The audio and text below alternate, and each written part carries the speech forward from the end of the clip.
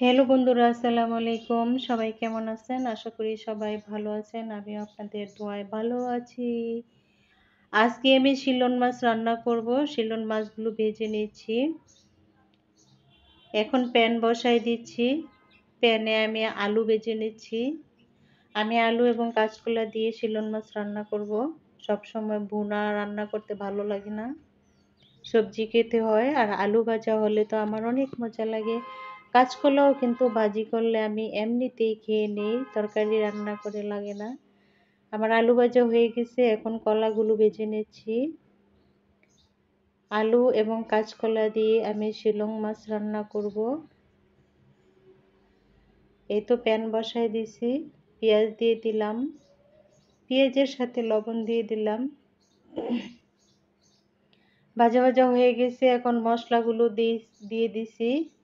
আদা, রসুন, হলুদ, মরিচ, ধনিয়া।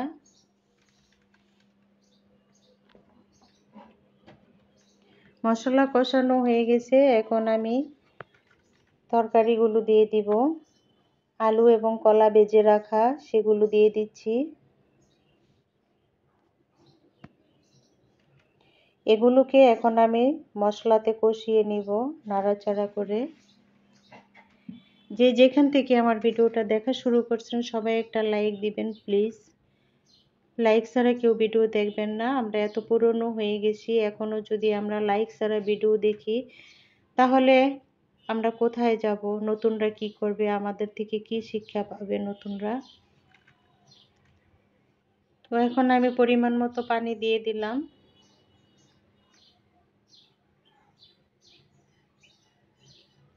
কাঁচকলা আলু ভাজা,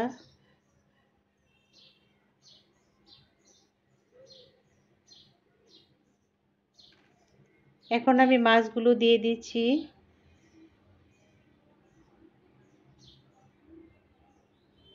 ভেজে রাখা শিলং মাছ, কেউ কেউ বলে ঘাওড়া মাছ, এগুলো নাকি ঘাওড়া মাছ। আগে বলতো ঘাওড়া মাছ, এখন বলে শিলং মাছ। এই মাছগুলো খেতে কিন্তু অনেক মজা, এগুলো নদীর মাছ। ঢাকাতে এগুলো পাওয়া যায় কিন্তু অনেক দাম, আর আমি নেত্রকোনাতে কম দামে কিনতে পাই, সেজন্য আমি কয়েকদিন পর পর খাই। নদীর মাছ খেতে তো এমনিও ভালো লাগে, গন্ধ আসে না। রান্নাটা হয়ে গেছে, এখন আমি ধনেপাতা দিয়ে দিচ্ছি। নতুন বন্ধুরা কিন্তু আমার সাথে থাকবা, ভিডিও দেখে চলে যাবা না, বন্ধু করে থাকবা। একদিন পর ব্যাগ দিয়ে দিব। যারা জানো না তারা জেনে নিও, একদিন পর ব্যাগ দিতে হয়। তো মাছ রান্না করে এখন আমি করলা ভাজি রান্না করে নিব। করলা না উচ্ছে, ছোট ছোটগুলা, কে কোনটা বলে, ছোটগুলাকে উচ্ছে বলি, বড়গুলা হয়েছে করলা। পেঁয়াজ কাঁচামরিচ ভেজে নিচ্ছি লবণ দিয়ে। আমি সব সময় পেঁয়াজটার সাথে লবণ দিয়ে দিই। এখন আমি উচ্ছেগুলো দিয়ে দিলাম। কিছুদিন পর পর সবাই কিন্তু উচ্ছে তরকারি খাবেন, মাছ দিয়ে রান্না করবেন বা ভাজি খাবেন অল্প তেল দিয়ে। পেট ভালো থাকবে, পরিষ্কার থাকবে, তারপর মুখে রুচি আসবে। রেগুলার তেলের জিনিস খেলে, ভুনা ভুনা রান্না খেলে তারপর কিন্তু ভালো লাগে না, পেটে সমস্যা হয়।